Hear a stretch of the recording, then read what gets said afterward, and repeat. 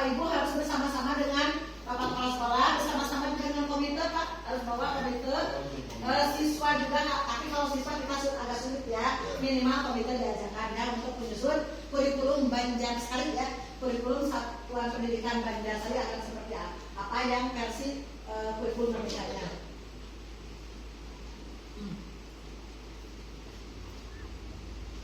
Nah, kurikulum kita intinya adalah berisi yang ketentuan dari pemerintah, ya. Ada ketentuan yang sudah ditetapkan oleh pemerintah dan itu kita tidak bisa merubahnya.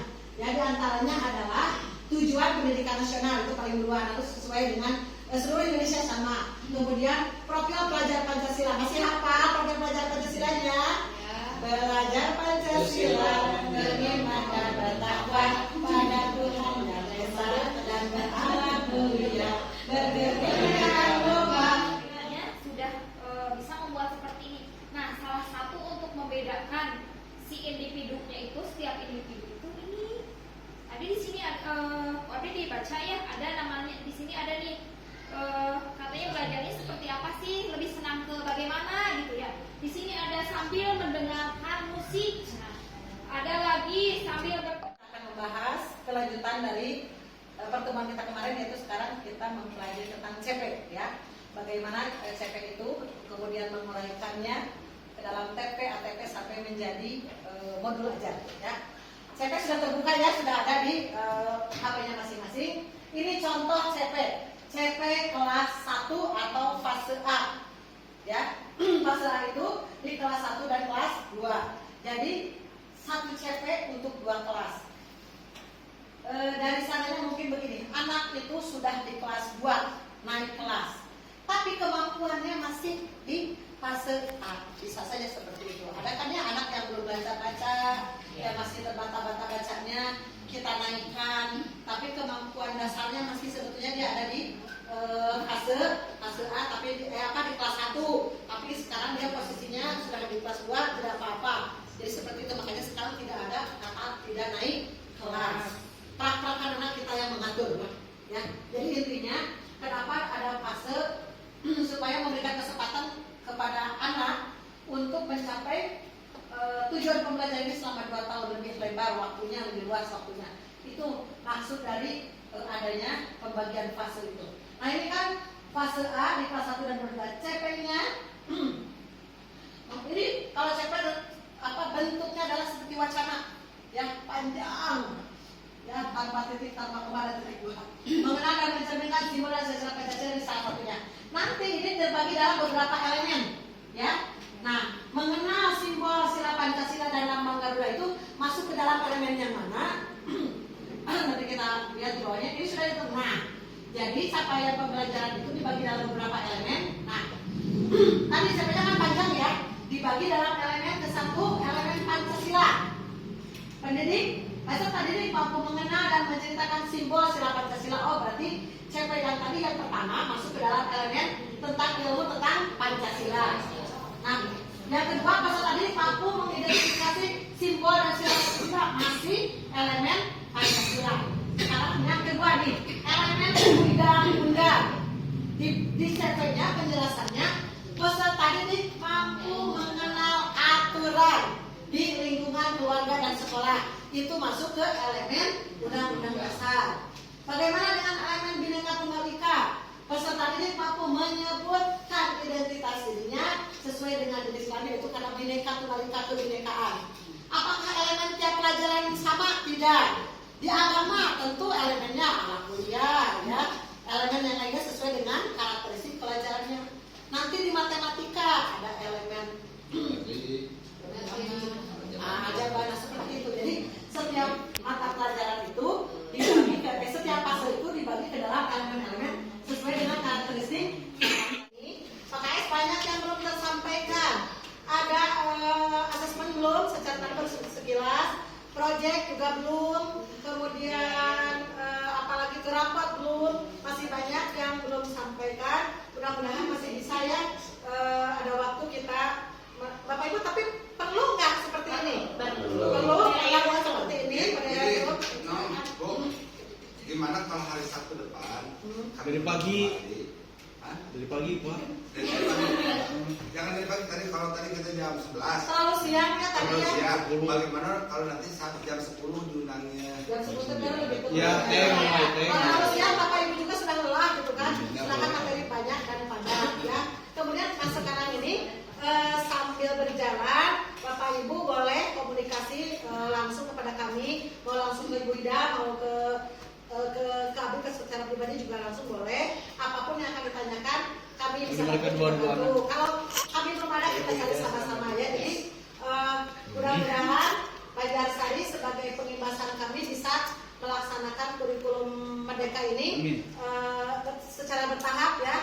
Walaupun belum sepenuhnya tadi karena ini materi terlalu banyak di waktu yang sangat sempit dan juga jam yang kurang pas gitu ya. Tapi semoga ada yang nempel. Yang nempelnya jangan mudah-mudahan salah satu materi yang sangat penting tadi pembelajaran, organisasi pembelajaran sudah ada ya, sudah paham ya. Kelas 1 bagaimana jam belajarnya. Kemudian nanti mengadopsinya ke harian, ke jadwal.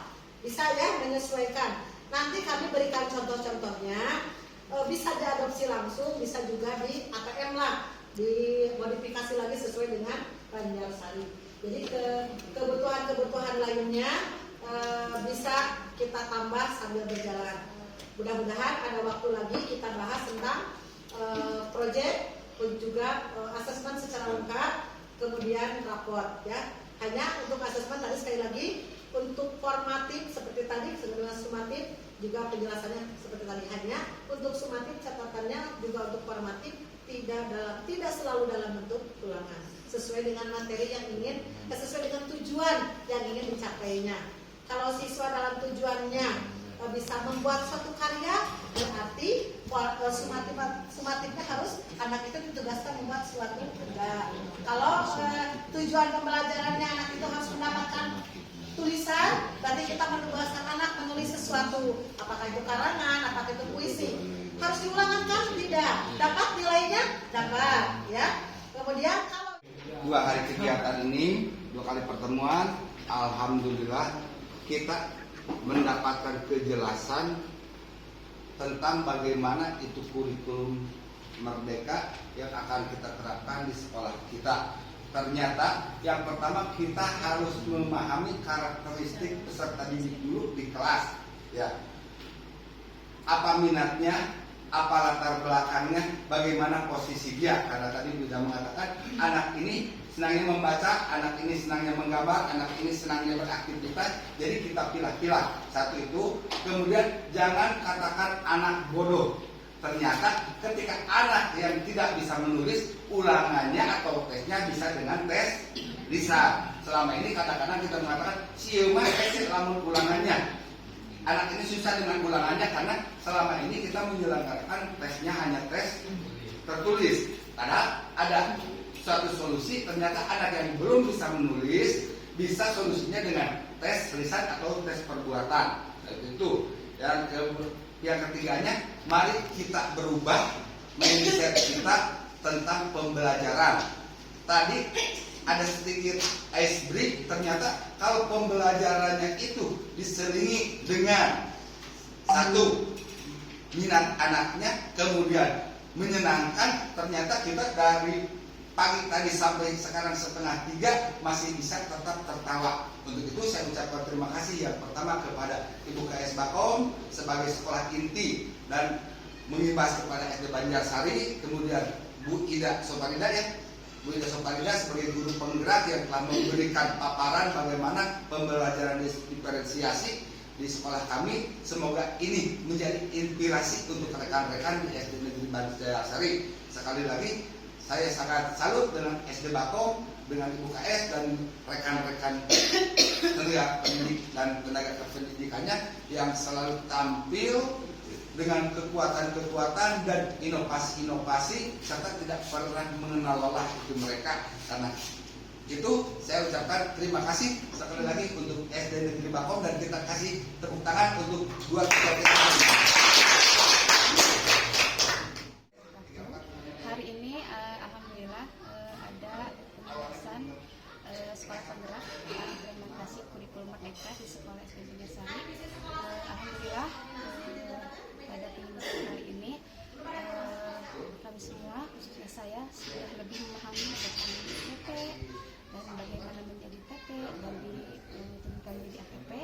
Dan saya juga berkaitan dengan kami juga sudah memahami, sudah paham, sudah bisa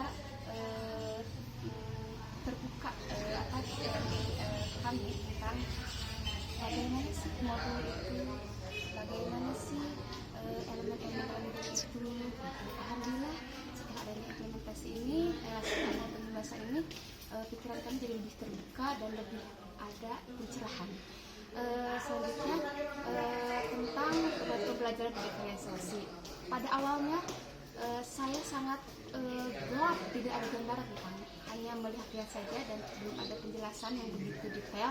Dan alhamdulillah pada implementasi kali ini sudah ada penerangan tentang bagaimana caranya di dalam kelas, urutan-urutan pembelajaran diferensiasi itu.